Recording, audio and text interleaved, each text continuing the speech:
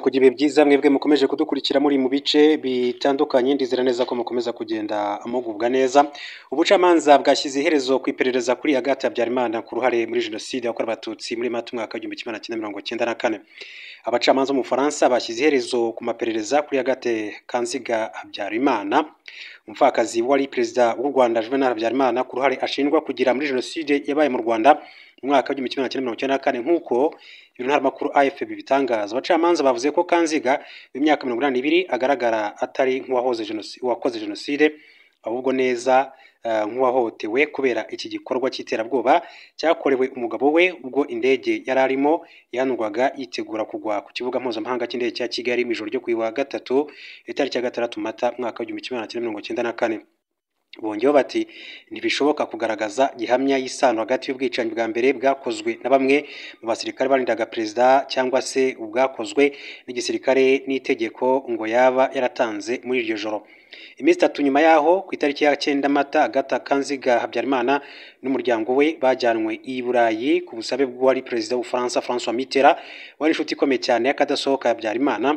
Ihanurwa ry'iyo ndege ryahitanye abari bayirimo bose bari hafi ya perezida Habyarimana ndetse n'uwari perezida w'u Burundi Cyprien Ntaryamira, rifatwa henshi nk'imbarutso ya jenoside yiciwemo abatutsi n'abahutu batari bashyigikiye ubwicanyi, bose hamwe bagera ku 800. Leta y'u Rwanda ishinja Agathe Kanziga ko we n'abakomeye mu gisirikare na politike bari bari hafi y'umuryango wa perezida Habyarimana mu kiswe akazu, barimo na musaza we Protais Nyirazo, aribo bari inyuma y'umugambi wa jenoside. Agathe Kanziga arabihakana. Abacamanza bavuze ko nta mbwirwaruhame n'imwe ya Agathe Kanziga ihari avuga amagambo y'urwango cyangwa se yo gushishikariza gukora jenoside, ndetse ko nta buhamya na bumwe bumuhuza n'intonde z'abatutsi bo kwica.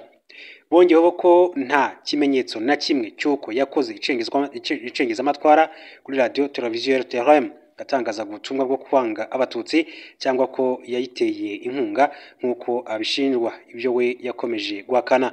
AFP n'ibinyamakuru by'Abafaransa isubiramo amagambo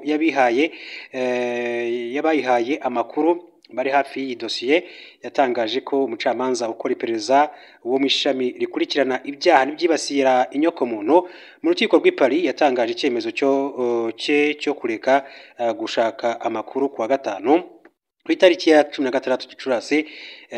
Bivuze ko kuri ubu Kanziga atakigejejwe mu rubanza. Abacamanza bavuze ko bafashe icyo cyemezo kubera ko ubuhamya bumushinja burivuguruza, ntibuhuza ndetse n'ubw'ibinyoma. Ntacyo Leta y'u Rwanda yahise itangaza ku mugaragaro kuri iki cyemezo. Patrick Baudouin ni umunyamategeko w'impuzamashyirahamwe y'uburenganzira bwa muntu yo mu ruhande rw'abashinja Agathe Kanziga, avuze ko ababajwe no kudashyirirwaho ibirego kwe mu gihe hari ibimenyetso bimushinja bihagije cyane. AFP itangaza ko iki cyemezo cy'urukiko mezi make ari imbere gishobora kuvamo gusoza iyi dosiye mu rubanza. Umucamanza muri Nzeri mu kwezi kwa 9 umwaka ushize, parike y'Ubufaransa ishinzwe gukurikirana ibyaha by'iterabwoba yari yasabye urubyiruko rw'iperereza rwo mu rukiko rw'ubujurire rwa Paris gukora iperereza kuri Agathe Kanziga ku mugambi wo gukora jenoside. Biteganyijwe ko kuwa gatatu urukiko ruterana muhezo. Nyuma y'iki cyemezo cyo mu cyumweru gishize, AFP yasubiyemo amagambo y'umunyamategeko Philippe Merac wunganira Agathe Kanziga agira ati Madame Habyarimana ategereje atuje cyane bizava muri dosiye uyu munsi, imaze kongera gutungurwa bikomeye cyane icyemezo cyafashwe n'umucamanza ukora iperereza washenye umuvuno w'uruhande rushinja. Mu kwanga ubusabe bwa parike, umucamanza w'umugore ushinzwe iyi dosiye hamwe n'undi mucamanza bafatanyije n'uw'impuguke w'umugore banzuye nk'uko AFP bitangaza ko kuri ubu nta bimenyetso bikomeye kandi byuzuzanya bihari kuri Agathe Kanziga Habyarimana ko yashoboye kuba umufatanyabikorwa mu gikorwa cya jenoside cyangwa se ko yashoboye kwitabira umugambi ugamije gukora jenoside. Muri icyo cyemezo cyabo bongeyeho bati niba ibihuha bimaze igihe kirekire ntibishobora gusimbura ibimenyetso mu gihe nta bimenyetso mperekeza n'ibimenyetso by'ibanze kandi byuzuzanya bihari. Icyo cyemezo cyabonwe na AFP kivuga ko mu kuboza k'umwaka ushize umucamanza yongeye akumva Agathe Kanziga n'abatangabuhamya, ariko ko umucamanza yanze ibindi bikorwa bidafite akamaro kubera ko igihe gikwiriye cyo gutegereza ahanini cyari cyaramaze kurenga. Leo Habyarimana, umwe mu bana bo wari perezida Juvenal Habyarimana, yatangaje ku rubuga nkoranyambaga X ko igihe kigeze cyo gutangwa mucyo ku bari ba nyirabazana nyakuri b'amakuba yagwira ibiyaga bigari ndetse no kureka kwikoreza umutwaro abahotewe. yongeye ati ibinyoma byabaye byinshi cyane, guceceka kwabaye kwinshi cyane kuva muri 2016 Kanziga akurikiranwa n'umucamanza ukora iperereza juge d'instruction aho yabaye ahawe inyito y'umutangabuhamya ufashwa témoin assistant, bisobanuye umuntu wumvwa n'umucamanza ari kumwe n'umwunganizi we mu mategeko. Kuva muri 2007 yakurikiranwaho ubufatanyacyaha muri jenoside ati bijyanye n'ikirego cyatanzwe n'imiryango yishyize hamwe mu rugaga ruzwi nka collectif des partis civile pour le Rwanda. Leta y'u Rwanda yasohoye urwandiko mpuzamahanga no kumuta muri yombi. Ubufaransa bwamwimye ubuhungiro ndetse bwanga kumwohereza ubucamanza bw'u Rwanda ngo muburanishe ku byaha akurikiranweho. Uyu mukecuru wageze mu Bufaransa mwaka wa 1998 ubu atuye nta byangombwa byo mu rwego rw'amategeko afite, akaba ari Agathe Kanziga, ni umufasha uwahoze ari perezida w'igihugu cy'u Rwanda Juvenal Habyarimana. Ibihe byiza mwebwe mukomeje kudukurikira, ni inkuru yihutirwa cyane ikomeje kugenda igarukwaho mu bitangazamakuru bitandukanye yaba ibyo mu karere k'ibiyaga bigari. Joseph Kabila akaba yasabwe kwitaba Sena i Kinshasa. Joseph Kabila Kabanga wabaye perezida wa Repubulika ya Demokarasi ya Kongo kuva muri 2001 kugeza muri 2019 yarasimbuye se Laurent Désiré Kabila, yasabwe kwitaba Sena kugira ngo reragire icyo avuga ku mugambi wo kumwambura ubudahangarwa. Perezida wa Sena Michel Samalukonde yandikiye Kabila ibaruwa ku itariki ya 19 Gicurasi amumenyesha ko asabwa kwitaba komisiyo idasanzwe y'abasenateri ishinzwe gusuzuma iyi dosiye kuri uyu wa 20 Gicurasi 2025. Yagize ati mutumiye mu nama ya komisiyo yihariye ishinzwe gusuzuma ubusabe bw'ubushinjacyaha bukuru mu rukiko rukuru rwa gisirikare burebana no kubambura ubudahangarwa ati muhabwa n'itegeko nshinga amategeko ndetse n'uburenganzira bwo kubakurikirana. Kwa kabiri tariki 20 Gicurasi 2025 guhera saa 5 z'amanywa mu cyumba cy'inama mpuzamahanga. Muri iki gihe ntabwo Kabila ari muri RDC, yahunze mu mpera za 2023 ubwo ubutegetsi bw'iki gihugu bwatangiraga kumwibasira. Muri uyu mwaka yagaragaye mu bihugu bitandukanye bya Afurika birimo Afurika y'Epfo, Namibia, Zimbabwe na Eswatini. Ubushinjacyaha bw'igisirikare cya RDC nibwo bwasabye Sena kwambura Kabila ubudahangarwa nka senateri uhoraho kugira ngo butangire bumukurikirane. Bamushinja icyaha cyo kugambanira igihugu, kuba umutwe w'ingabo utemewe, ibyaha by'intambara n'ibyibasiye inyokomuntu, ibyaha bihuzwa n'uruzinduko Kabila yagiriye mu mujyi wa Goma ugenzurwa na AFC 23 muri Mata. Leta ya RDC yagaragaje ko uruzinduko rushimangira ibimenyetso by'uko ari mu bayobozi b'iri huriro. Tariki ya 15 Gicurasi abasenateri barateranye kugira ngo rero bafate icyemezo ku busabe bw'ubushinjacyaha bwa gisirikare, ariko bananirwa kumvikana bitewe n'uko hari abagaragaje ko uwabaye perezida adakwiye kwambura ubudahangarwa hatabanje kuba itora ry'inteko yose. Bafashe umwanzuro wo gushyiraho komisiyo yihariye ishinzwe gusuzuma ubu busabe. Iyi komisiyo igizwe n'abasenateri 40 bahagarariye intara zose z'igihugu n'amashyaka yose ari muri Sena, iyobowe na Christophe Rutundura wabaye minisitiri w'ububanyi n'amahanga wa RDC, akaba umwe mu banyapolitiki bafashe cyane iya mbere mu gushinja Kabila kugambanira igihugu. Christophe Rutundura muri Mata 24 yagize ati yaba ari Kabila cyangwa se undi munyekongo wese akwiye kumenya ko kwifatanya na AFC ikorana na M23 ari ubugambanye. Muri RDC hari itegeko ribuhana, ati yaba ari uwabaye perezida cyangwa se undi wese riramureba. Ku itariki ya 19 Gicurasi komisiyo kandi yaganiriye n'umushinjacyaha mu rwego rwa gisirikare Lieutenant General René Likulia Bakumi ayisobanurira byinshi cyane ku byaha Kabila ashinjwa. Akaba rero ari muri Repubulika Iharanira Demokarasi ya Kongo. Ni imwe mu nkuru zikomeye cyane zikomeza kugenda zigarukwaho. Je mu gihugu cy'u Burundi mabwire ko ishyaka IPRONA ryashinje leta y'u Burundi kwimika ubujiji. Ishyaka IPRONA ritavuga rumwe n'ubutegetsi bw'u Burundi ryashinje CNDD-FDD ya Perezida Evariste Ndayishimiye guha akazi abanyamuryango gusa retitaye ku bumenyi bukenewe kugira ngo igihugu gitere imbere. Ubwo IPRONA yiyamamarizaga imyanya y'inteko ishinga amategeko n'inzego z'ibanze mu matora mu ntara Rumonge tariki ya 18 Gicurasi 2025, perezida w'ishyaka witwa Olivier Nkurunziza yatangaje ko CNDD-FDD ni ishyaka riri ku butegetsi yimakaje akazi uretse no guheza abahanga. Yagize ati urubyiruko rwinshi cyane rushoboye ruguma mu rugo mu gihe abadafite ibisabwa bahabwa imirimo kubera ko gusa ari abanyamuryango ba CNDD-FDD ishyaka riri ku butegetsi.